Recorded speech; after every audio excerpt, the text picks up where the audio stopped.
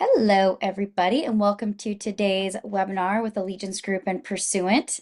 I'm excited to welcome you to today's presentation. I'm seeing some folks starting to stream into the room. So I've got a few housekeeping slides to share with you. Today's webinar is being recorded, so you'll receive this presentation in your inbox within about 24 hours. We'll also be sharing the slide deck with you. So if you've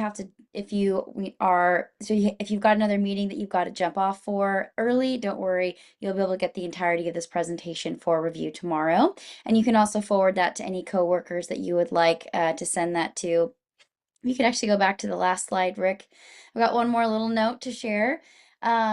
Yes, so just want to give a quick little tour of the Zoom toolbar. If this is your first time joining a Zoom hosted webinar, we'll be interacting today using the Q&A and the chat. So you'll be able to ask, kind of technical questions about the webinar if you'd like using the chat, or if you've got any kind of just little comments or observations for our presenters today. We love to see a lot of engagement there, so feel free to use that. And then if you've got any questions that you would like for our Q&A portion, we've set aside some time at the end of the presentation for Q&A, so we will address those questions at that time. A little bit about Allegiance Group and Pursuant. We are an agency that has brought together the best and the brightest companies and people to bring you the best possible integrated services across online giving, digital fundraising marketing, direct mail, web strategy, UX and design, loyalty and incentives programs, CRM and traffic solutions, GivingDNA, all kinds of things that we have buckled together to be an all in-house agency that is at your disposal for your needs. We're also proud to serve nonprofits across a large variety of verticals with experience, a lot of deep experience in many of these verticals. So if that sounds like something that you'd be interested in, as the marketing gal, I'm always willing and happy to have a conversation about your needs. All right, so introducing today's presenters. If you haven't been introduced to me formally yet, my name is Leah Fadling and I serve as our Director of Strategy and Content Marketing here at Allegiance Group and Pursuant.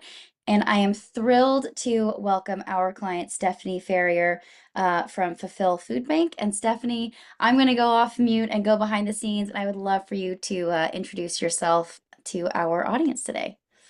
Sure. Thank you. Thanks for having me. As Leah said, I'm Stephanie Ferrier. I'm the Vice President of Development and External Relations at Fulfill. Fulfill is a food bank located in New Jersey. We serve 2 counties of New Jersey, Monmouth and Ocean County. We're located at the Jersey Shore. We serve about 110,000 neighbors every month across our network of about 300 agency partners. Which consists of food pantries, soup kitchens, shelters, youth serving programs, schools, and healthcare providers.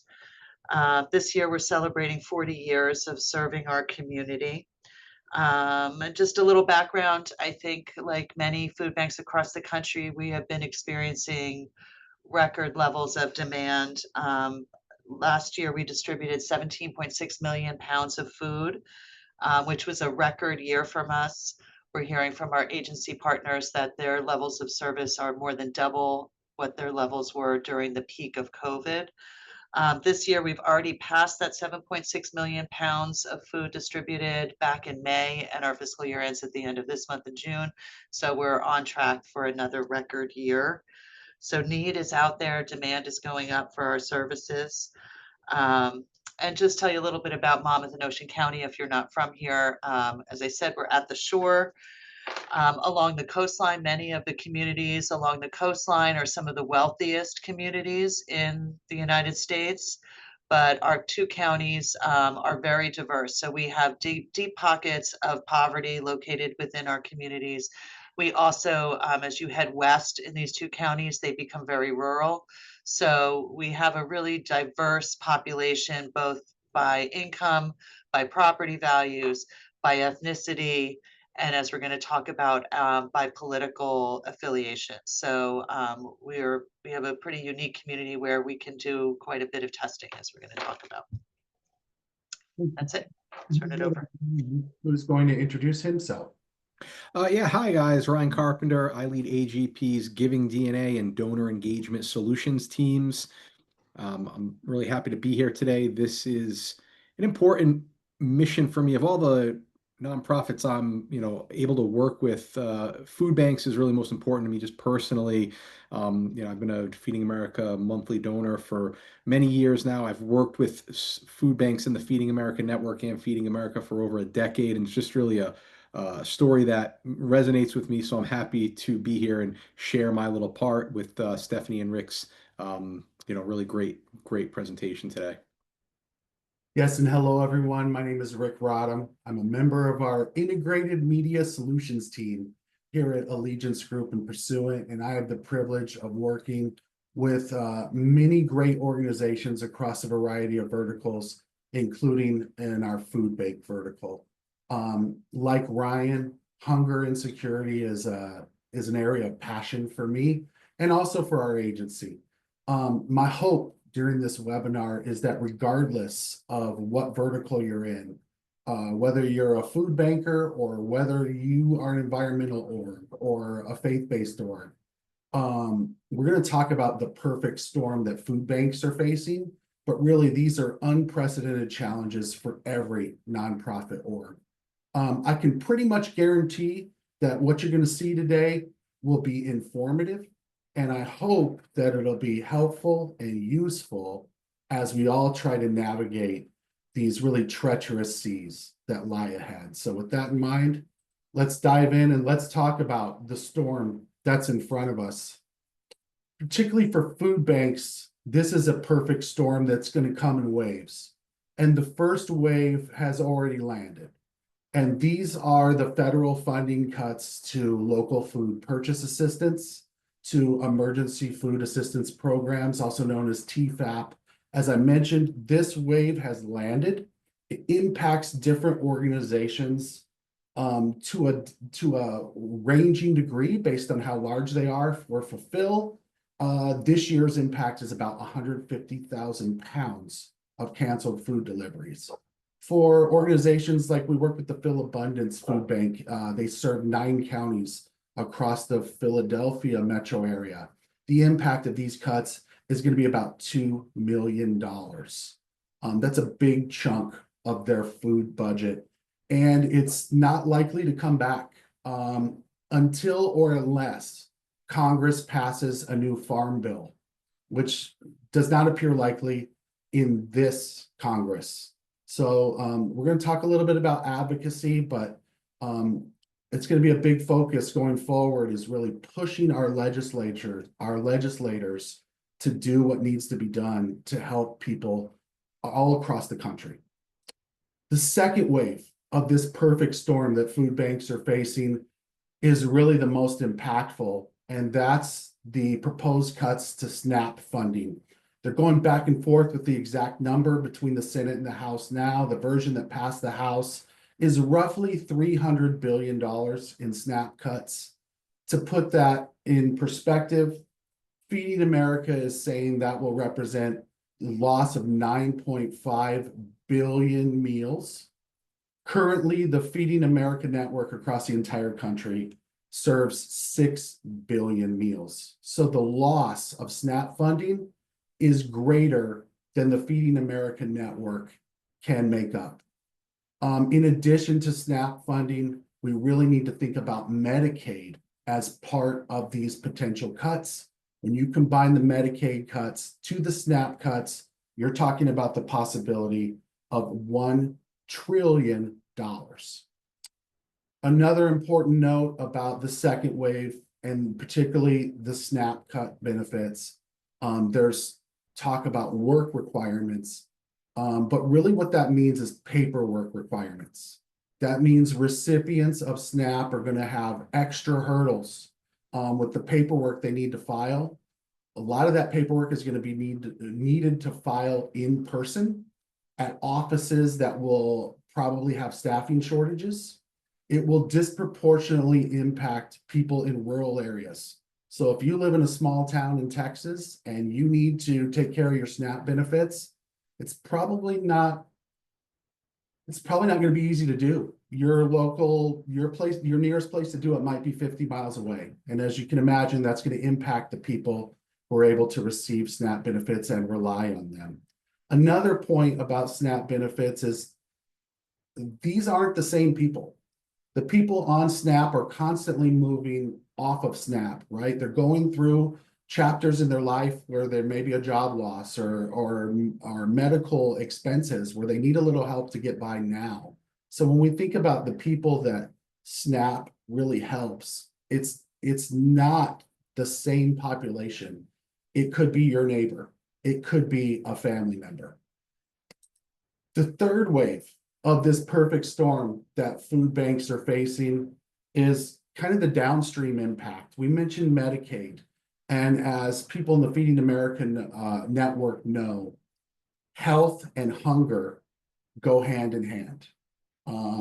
When people can't afford to get health care, many of them can't afford to put food on the table. And as the cost of healthcare rise and the cost of food rises, it will create an even greater burden on people who are already struggling to get by. It's also going to have a domino effect for children who receive free and reduced price lunches. There's a couple ways this will manifest itself. There are local school districts that, in order to determine eligibility for school lunches, they will want to know if your family is receiving SNAP benefits. So if you've lost your SNAP benefits, it's likely you may lose your free or reduced lunch for your children. Another part of that is many school districts rely on what they call community eligibility provisions, which means in lower income communities, entire schools can receive a free or reduced price lunch. When those SNAP benefits go away, so do the community eligibility provisions. And it's not out of the realm of possibility that you will see entire schools and entire school districts lose access to their free or reduced price lunches as a result of the kind of the domino effect that these cuts are going to have.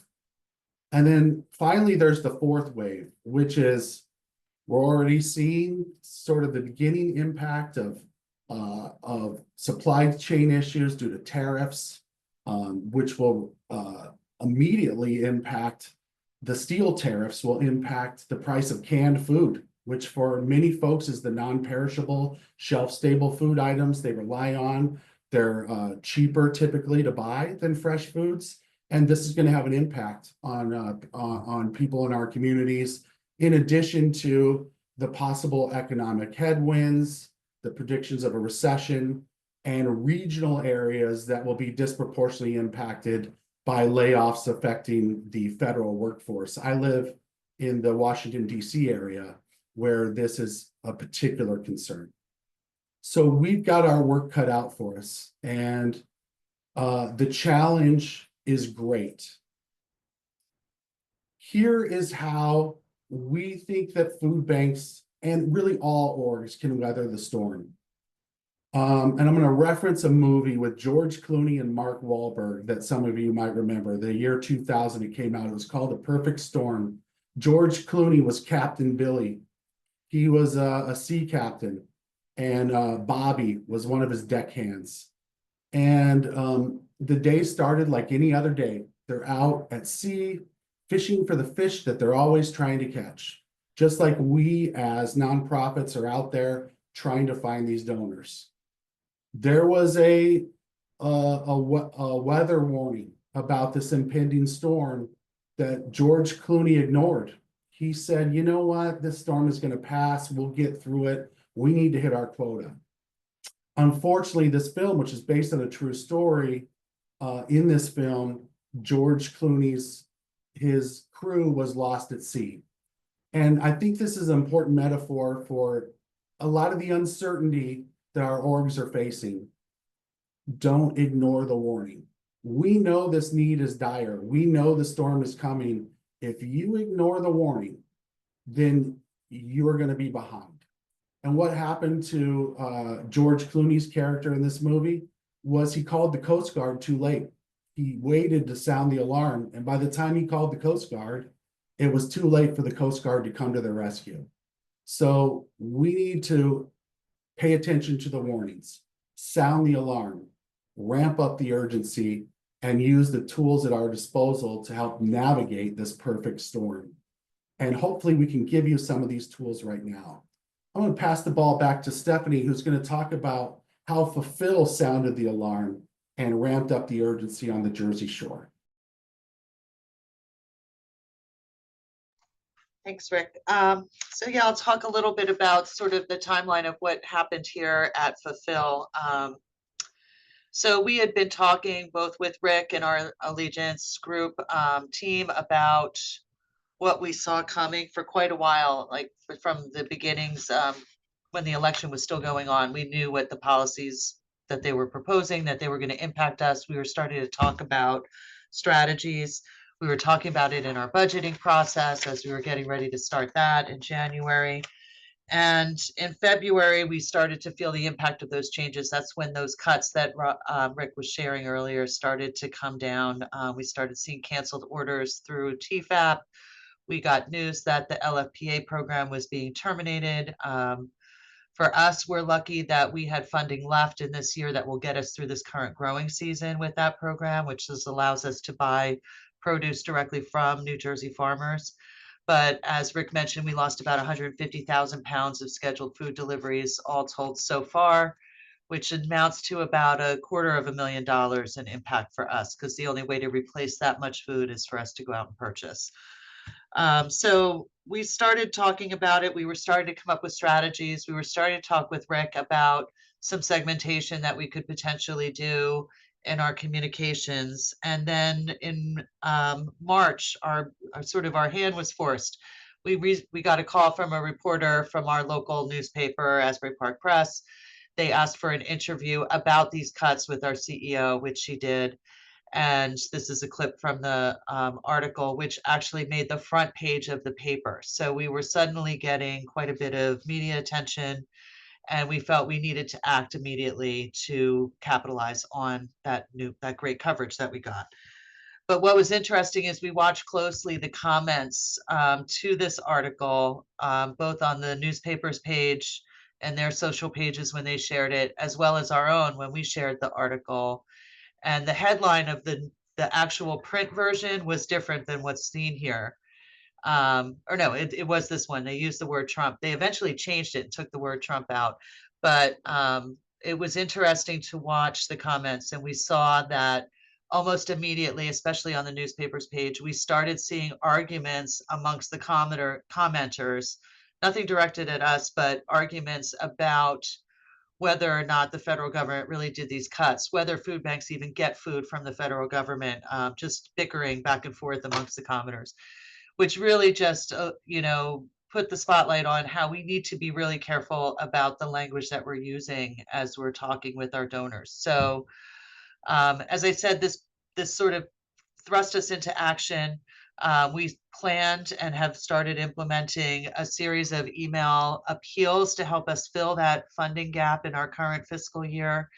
Also, a series of advocacy emails to engage our broader community in action around looking at those second, third, and fourth waves and trying to have an impact and positive change in the bills that are moving through the House and the Senate.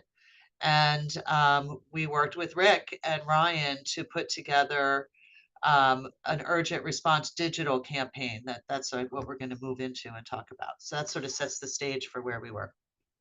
Yeah, and we'll tag in Ryan here in a moment to explain what GivingDNA is. It's a proprietary tool that we have here at Allegiance Group and Pursuant. We're blessed to have a bright mind like Ryan to lead the GivingDNA platform.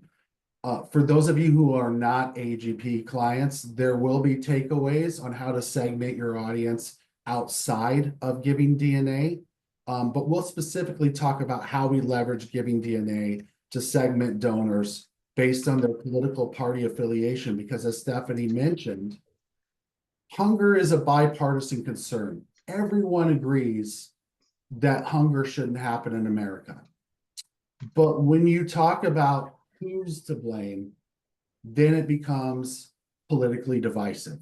When you talk about cuts to SNAP or school meal programs or federal funding cuts, then this becomes polarizing messaging. Now, where Stephanie and Fulfill are on the Jersey Shore, as she mentioned earlier, it's a little more purple than we might think, right? You typically think of New Jersey as a blue state, but it's a purple area.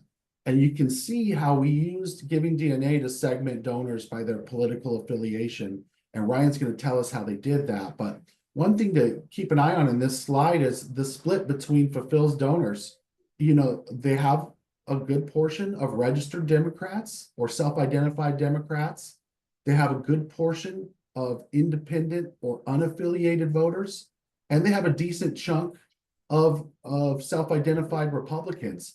So in many ways, the fulfilled donor base is similar to a lot of parts of America. There are divergent points of view.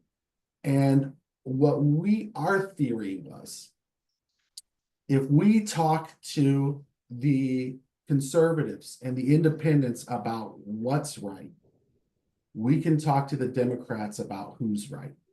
And those messages will resonate, and we can craft tailored messaging that's aligned with each group's ideology. I'm going to tag in Ryan here to talk about GivingDNA and what this proprietary tool allows us to do. Yeah, sure, Rick. This is really just a good example of how we are able to use GivingDNA to identify people's interests, priorities, affinities that will then allow us to create strategy and messaging that will have greater resonance, that will increase engagement. And so, before specifically getting into the political party affiliation, GivingDNA, it's our fundraising intelligence platform that we developed going back 7, 8 years ago. And it allows myself and my colleagues like Rick, along with our clients like Stephanie, to look at their donors and their giving in a variety of ways. But then also, the really cool part is we have a database of 200 million Americans, like 85% of the US adult population, and a wealth of knowledge about them. It's all publicly available and fully licensed. And one of those pieces is political party affiliation. Effectively, it's self-reported for voter registration purposes. So, it could be from something you get from your town or your state where you have to indicate if you're going to vote on the Republican or Democratic primary, things like that is where it comes from. So the efficacy is very strong just for that single data point that allows us to determine, who are these people? And to Rick and Stephanie's point, what type of messaging, which we'll get into, would resonate more with them and not offend as well. And so that's just one of the bits of information. But we also have a variety of demographic, psychographic, philanthropic affinities, even channels that help us identify discrete populations for targeted communications. And that's all to help us better engage with our constituency and provide a stronger donor experience and strengthen relationships. So here's how we leverage that GivingDNA audience segmentation for a digital advertising campaign with Fulfill. We ran paid social ads on the Meta platforms, Facebook and Instagram, and we identified 3 audiences: our GivingDNA Democrats, our GivingDNA Republicans, independents, and unaffiliated voters, who we grouped into one audience, and then our prospects, who are our Meta donor lookalikes and charitable donors within Fulfill's 2-county service area. And when we split the GivingDNA records and hashed them with the known email addresses, it was interesting. The numbers were almost nearly identical. The combined number of Democrats and the combined number of Republicans, independents, and affiliated voters was literally within a few hundred records of each other. So in some ways, it's a very interesting test and a unique microcosm about this particular area in the country. So this was our theory. We thought that a hard message focused on USDA cuts would resonate with the Democrats. So sudden federal funding cuts have immediate impact. We need your special gift today to bridge this federal funding gap to offset these cuts. We served a softer message towards the prospects and the wider audience of Republicans, independents, and unaffiliated voters, focused instead of cut-based messaging on unexpected funding shortfalls. Now, the one thing that they both have in common is it's an urgent appeal. And we do mention that there's canceled food deliveries. But in one, for the Democrats, they're getting a cuts-based message, and the line for the soft-based messaging is this is an unexpected funding shortfall. And then all audiences, including the prospects, received a message focused on just rallying community support in this time of urgent need with a value prop. And Fulfill, like many food banks, is able to leverage their buying power to make a dollar go forward or further. For Fulfill, a dollar equals 3 meals. And we have a fantastic value prop for that audience. A dollar feeds a child for a day. And so we leverage that across all of our audiences. So we're going to pause right now and we're going to pull up a little survey. We want to get your predictions. For those of you who have not seen the results of this case study, what do you think is going to happen with this test? And we got 2 questions for you. Number 1, which audience do you think will generate the lowest cost per acquisition in this campaign? Is it going to be the Democrats? Is it going to be the Republicans, independents, and unaffiliated voters? Or is it going to be the prospects? And then the second question we'd like you to predict, what message do you think was the top performer?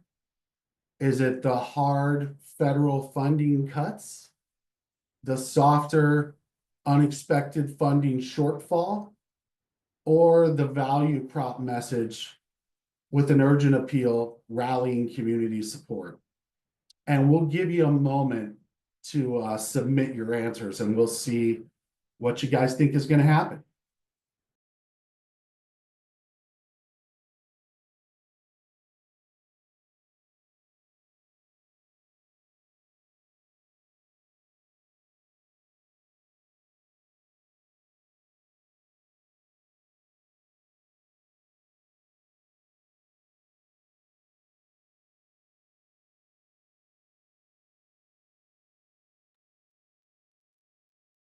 All right, the tribe has spoken. Which audience do you think generates the lowest CPA in this campaign? 39% say the Democrats, 26% say the combined Republicans, independents, and unaffiliated voters, 35% say the prospects. So a pretty even split. Interesting. Which message do you think will be the top performer? Will it be the harder funding cut message? 26%. 26% say the unexpected funding shortfall. And 47% of you say the value prop rallying community support that everyone gets. Very interesting. Well, let's dive in. The one thing I can tell you is when you ramp up the urgency, you'll see the results. And this is what happened. We had a record-breaking paid social campaign for Fulfill. Our overall cost per acquisition was less than $38. It's the lowest CPA we've ever had for a Fulfill paid social campaign. When you compare it to the industry benchmark in the food bank sector, it's $95. It's less than half of the industry benchmark.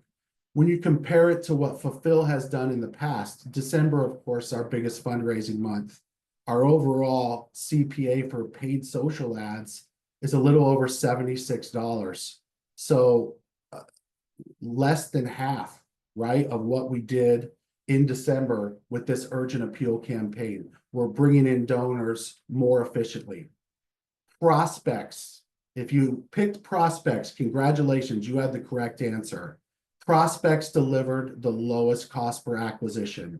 It was our top performing audience. It delivered 44% of the gifts. The CPA was under $29. By way of comparison, in December 2024, our CPA for a prospect was $156. So significantly less to go out with an urgent appeal and find a prospective donor than it was even with a match effort at the end of the year around the holidays.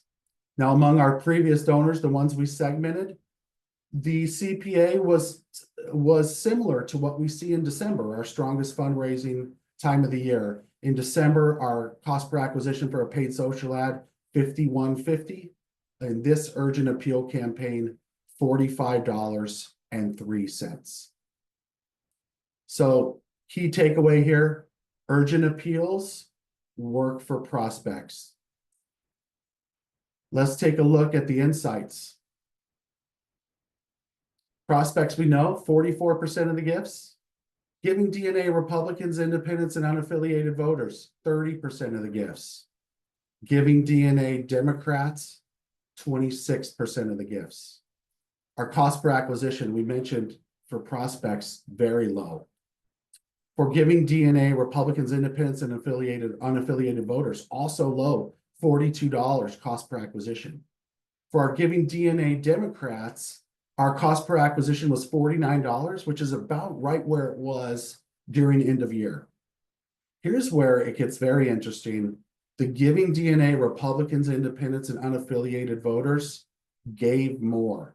The average gift of $104.29 among the Republicans, Independents, and unaffiliated voters who got that soft messaging produced the most revenue overall. So while we saw more prospects give and the cost to acquire that prospect was lower, the most revenue came from the Republicans, Independents, and unaffiliated voters who got that soft message. Stephanie, did that surprise you? No, it didn't surprise me. What I was pleased with was, this played out as we thought, we hoped it would, that by crafting messaging that wasn't inadvertently alienating any of our audience. That was the whole point of this, is that we didn't want to inadvertently alienate any of our donors with the language that we were using. And this shows that if we are careful about the language we choose, the response skyrockets. Well, let's see how the individual audiences reacted to those messages. Most people thought that, well, the highest number of people thought that the community support value prop message would be the strongest performer.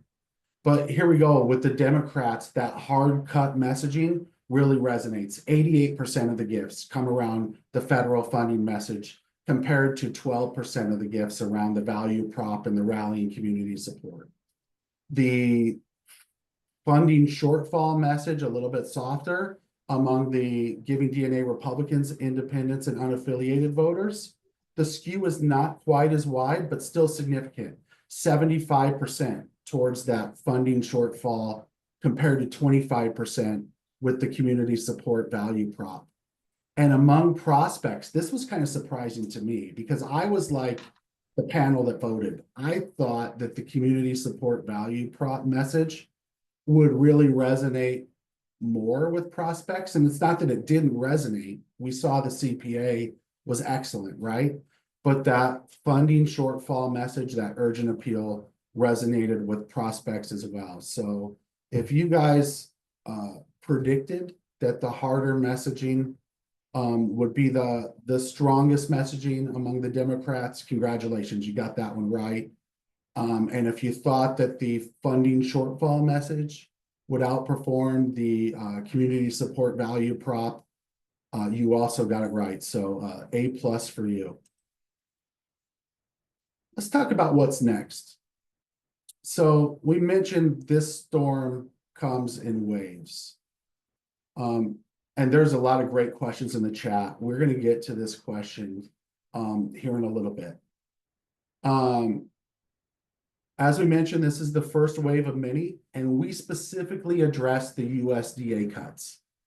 The SNAP cuts haven't come yet.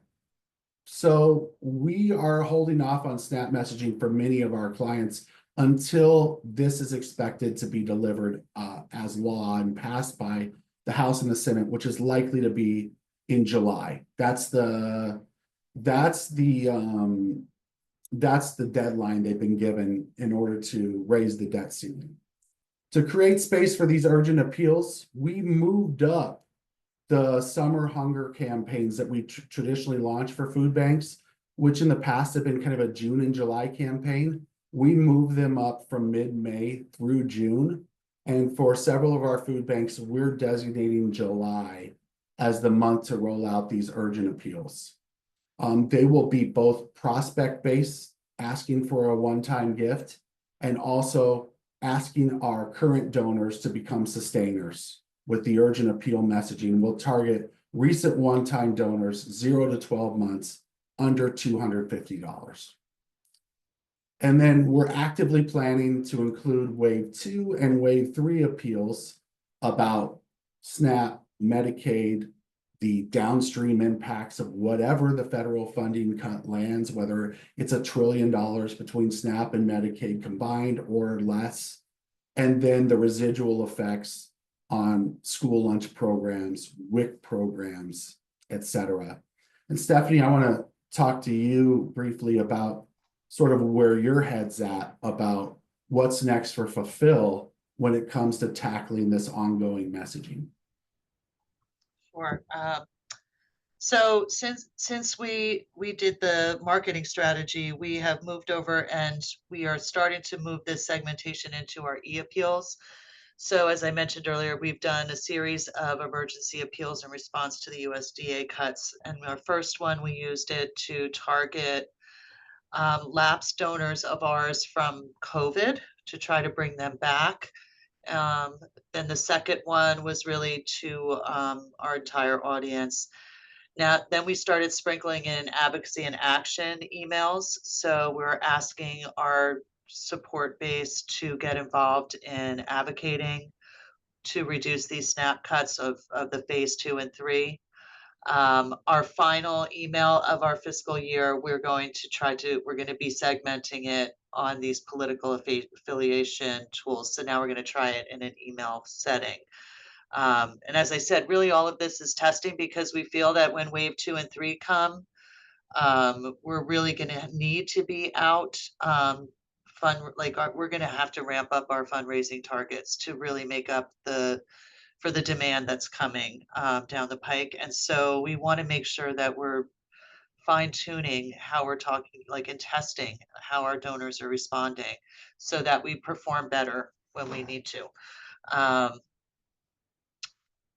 The next thing that we're focusing on as well is storytelling. So we just launched an advocacy action, collecting from our neighbors that we serve in our pantries and our distributions that we do directly and through some of our agency partners. We're asking them to complete cards that indicate what SNAP cuts would mean to them and their families. And this is advocacy based. We'll be sharing the responses with our legislators who will be voting on that reconciliation bill and trying to capture those stories. So as we said earlier, that $1 trillion number, when you put SNAP and Medicaid together, we are hearing that resonates with people. But when you're talking about $100 million and things like that, the numbers have become so big, they're not resonating. So we're trying to get down to the individual level and really improve our storytelling game, our impact storytelling. So we're launching a new initiative here to engage our agency partners in collecting stories from our neighbors that really share what the impact of these cuts could be to their daily lives. I think Stephanie really keyed in on something that can be a key takeaway for all of the organizations who are joining us for this call, which is story gathering, really proactive story gathering, because as Stephanie mentioned, these stats are shocking, but you get kind of shock and awe from them. The story of the impact that some of these cuts may have on a senior, that personal story is going to really resonate with folks. That story about maybe the former federal employee who got downsized and is now relying on their food bank for the very first time. Or that story about the working family whose children are no longer getting free and reduced price lunches at school. Those are going to help tell this story over time. I think in the short term, it's absolutely critical that you explain to your constituents what is happening to your funding. But when we think over time, story gathering is going to be crucial to really amplify the urgent need and the continued need for our donors to fill this gap. I'm going to pass the ball back to Ryan quickly. So we mentioned that GivingDNA is a proprietary tool for Allegiance Group and Pursuant clients. But if you are not an Allegiance Group and Pursuant client, there are ways to segment your data and key takeaways that we can all benefit from. So Ryan, please go ahead.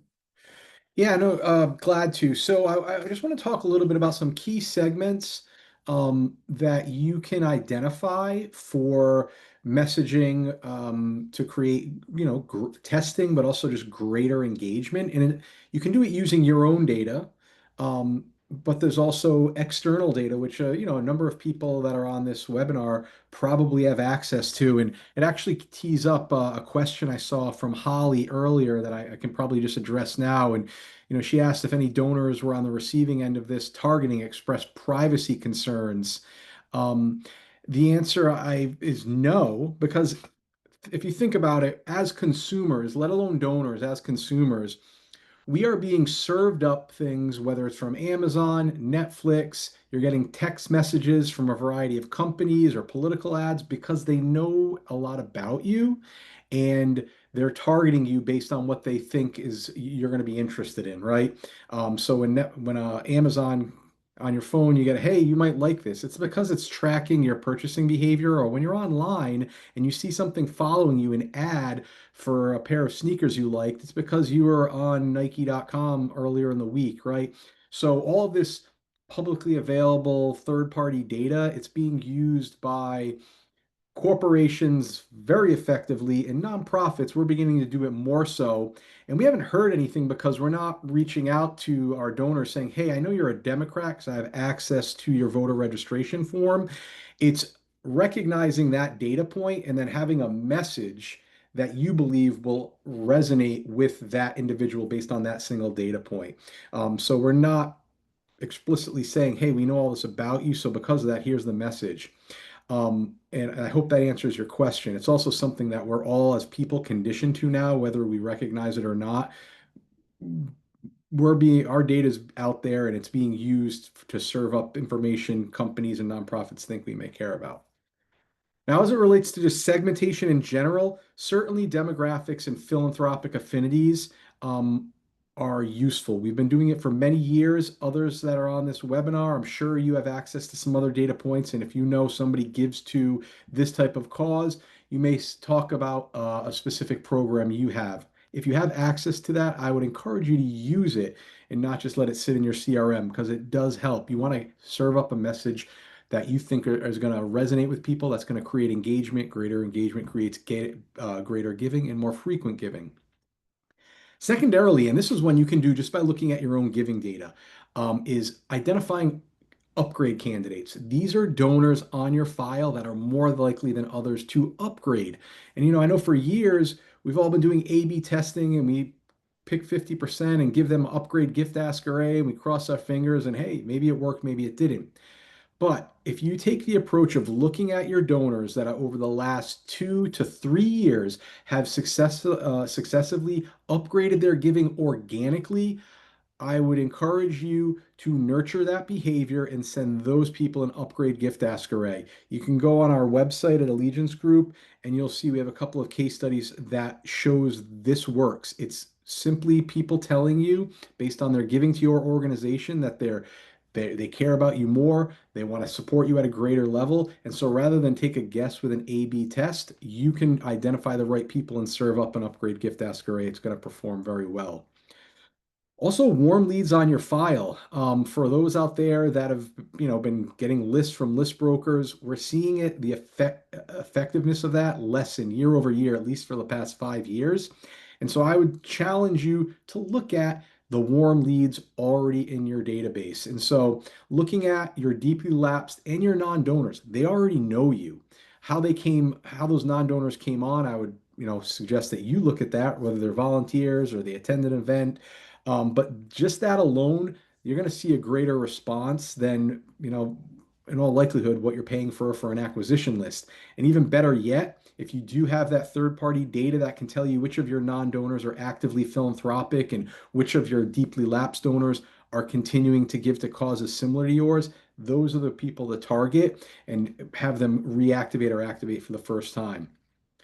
And then finally, two of them, plan giving prospects. We all know the great transfer of wealth is upon us. It's been hit over our heads for the last 10 years, but we're really starting to see that now. You're seeing a lot of planned gifts come in. I'm sure many of you on this webinar have seen it yourselves. So consider a very targeted mailing, reaching out to people that are more than likely to be in a position in life that they are considering planned giving. And it's more about asking them if they are interested in learning more about it. It's a great way to prospect without asking people directly with the first message, hey, are you leaving us a gift? And so there's a couple different things you can do. Again, relying solely on your data, just looking at the people that have been giving consistently for at least for the last 3 years. Three or more, we consider those key multi-year donors. They are some of your most valuable, loyal donors.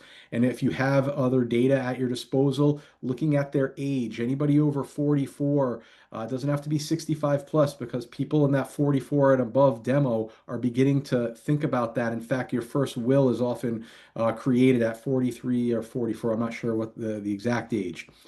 So that also, if you have that data, people that do not have children living at home, combine age, children not living at home, and then also just the giving data on your file, people that are consistently giving, and send out a very targeted message rather than just send it to everybody. We have another case study on our website from another client just put up. We reduced the male population from 40,000 to 6,000, tripled revenue, and there was only a soft ask, and then increased prospects by 55%. And I know it's a lot of numbers that I just threw out there, but it's all to say is send a targeted, dedicated message about plan giving. The time is now. And then finally, mid-level. I'm biased. I'm a mid-level fundraiser. My background has been, but this is your most loyal group of donors, really. They've been on file longer than most of your, whether it's your annual fund or your major gifts donors. Typically, it's about 10 years, although some come on and move up to mid a little quicker. That's another story for how we execute that for another day. But they're your most loyal donors. They're giving a larger percentage of their household income than your major donor, so they really care about you. And just interspersing some additional stewardship or personal or personalized efforts is going to increase their giving and retention. So those are just five that come to mind. It doesn't all have to be GivingDNA data or external data from another source. There are ways to just use what you have on file already to really target the right people. Thank you, Ryan. What a tremendous asset Ryan's experience and leadership is to our agency and to our clients. And we are blessed not only to have people like Ryan that we get to work with, but also clients like Stephanie who are willing to go out and take chances and work with us to test this messaging. So the case studies will continue until morale improves. I don't know when that's going to be, but this is really like the first wave of the perfect storm, the first of many case studies that are going to measure the impact of politically polarized messaging and segmenting audiences. Our next step as an agency is to test GivingDNA political data across omni-channel campaigns. I saw a question in the chat about, are we leveraging other Google and other advertising platforms? This was a paid social campaign, but we will be. We'll be leveraging emails. We'll be leveraging this tool in direct mail appeals. We're seeing a lot of orgs going out and maybe trying to measure their messages and even their organic communication. We mentioned earlier that New Jersey, and particularly the Jersey Shore, is a very purple area. What will this data look like to nonprofits in blue states? We're getting ready to test it in Philadelphia, a very blue area. We're getting ready to test it in Northern Illinois Food Bank, an area that is very blue, but also goes to very red when you get out into their service area. And I'm particularly interested in seeing what this messaging can do in the red states. I heard something on a town hall for our partner Phil Abundance yesterday that I hope can be valuable for those of you who are in red states. Many red states may be disproportionately impacted by some of these cuts based on their population density. The message is, when we're talking about hunger, we don't take sides, but we will take a stand. And I think now is the time to take a stand.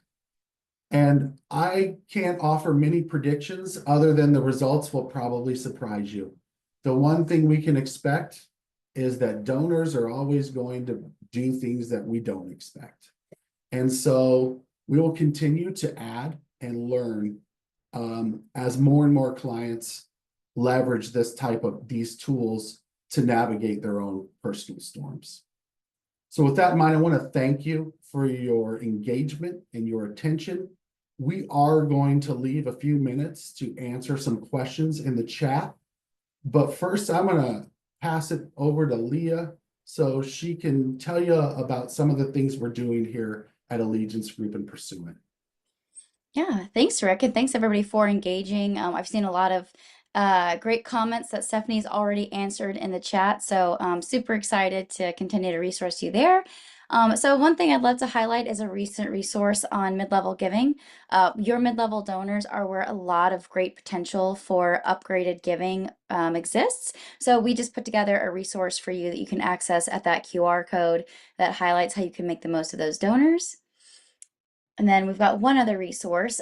So this webinar that you just attended obviously talked a lot about digital strategies and ads and message testing. And if that's something that you would like to learn more about, especially as we come up to year end, and we know a lot of you are thinking about how you can acquire more donors ahead of that year end push, we'd love to have a conversation with you. So if you would like to learn more about those services and how we can help you, you can scan that QR code, or we'll also be sharing a link to both these resources in the follow-up emails that go out tomorrow. All right, that's my pitch. Back over to Rick and team to answer some questions. So let me pull up. Looks like we got some of the questions already answered in the Q&A. But if there are some additional ones, we've got a minute or two here if you'd like to put some additional questions there. And then let me go over to the chat. Rick, is there any area that you kind of feel we could have gone into more detail on today? Oh, goodness. Yes. There's a lot of areas we could go into more detail on, particularly the messages that we could test. You know, we have a lot of food banks who are struggling with what to say, right? The big issue this week that's on everyone's mind is immigration, right? And there are a lot of food banks who are rolling out messaging about how they service the immigrant community and how they are a resource for the immigrant community. And that might be an example of messaging that we could test using this type of audience segmentation, and really anything that could be considered politically polarizing, right? And I think when you get into the regional nuances, Liz Lowe, who's not on this call, but she leads our food bank vertical. She's our vice president in that vertical. She always says, if you've been to one food bank, you've been to one food bank. I think the needs of your particular organization are going to depend. So the answer, could we go into more detail? Absolutely. We could talk about this all day. Absolutely. I did see one question in the chat that I think might be worth pitching to you. So, when specifically for this campaign, which was mostly or entirely, I think, a meta campaign, was there any testing in Google or any other, channels? Was there any consideration of other channels? There's always consideration of other channels. We're budget conscious. Fulfill does not have a huge digital advertising budget. compared to some of our other food banks we work with. I would say they have a good budget that traditionally has been enough to really focus on the tentpole campaigns. Our strategy as for digital advertising is really to leverage paid social and programmatic channels to support tentpole campaigns, and then monetize paid search to really turn search volume into dollars. So for this, we had to pivot quickly, and we just leveraged paid social. But we also wanted to start small as a test. I believe that you test incrementally. So we have several clients, including Fulfill, who will be testing this message in programmatic channels. And we also did incorporate in our Google search platforms. We did incorporate the increased urgency, the increased need, the impact of federal funding cuts in headlines and descriptions. And I think also across the Google platform, we'll leverage for several clients some performance max campaigns with some video content and some display content that will broach on these subjects as well. Great. That's great feedback. What are maybe some first steps that we could recommend for an organization that's kind of dipping their toe in the water to build an integrated crisis response plan? I'm going to defer to Stephanie on that. You're on the organization side. I'm on the agency side. We thought a lot about who our audience was and how we wanted to approach it. We were weighing early on, like looking at the multiple waves that Rick laid out in the beginning, and with the concern that, we didn't want to say the sky is falling yet, because we think it's the ripple effects of waves 2 and 3 might require that's when the sky really will be falling for families that we serve. So we did a measured approach, and we're using this period of time to really do this segmentation that allows us to test those messages, so that we're ready down the road. I think the other thing I would say is to go ahead and build your plan now, whether you're ready to deploy it or not, because I think chances are we'll have to deploy it and be ready. Work with Allegiance or whoever your partners are to get your copy and everything ready. You may have to tweak it, but it's like if you're an organization that's located in Florida, you have a hurricane plan in your pocket ready all the time. I think we should have a plan ready. So, because we know that we're not sure what the cuts or the impacts are going to be, but we know that there's going to be impacts. Yeah, and the other thing I would add to that is think long term, right? We're talking about how to urgently respond to unexpected cuts, or maybe they were expected, but we're talking about an urgent response now. That is part of it, but keep in mind the bigger picture and how we're going to continually message this crisis to our donors and also go out to prospects. Right. I think that's sort of what I was trying to say, is that we know we can't sustain an emergency for long, as far as fundraising goes. And so we're trying to be very cautious about how we are coming out to fill the current funding gap when we know we're going to have other issues down the road. I think we're about at time. I want to thank you, Stephanie, for joining us. I want to thank you, Ryan, for your expertise and your continued leadership and working together with us on this. And I want to thank everyone who joined us and took the time to listen and participate and watch this. And if you have any questions, please reach out to us. We'd love to talk to you. And also, I'm sure Stephanie would love to be a resource for any orgs in the hunger space or other verticals as well. All right, I think we can wrap up. Thanks, everybody.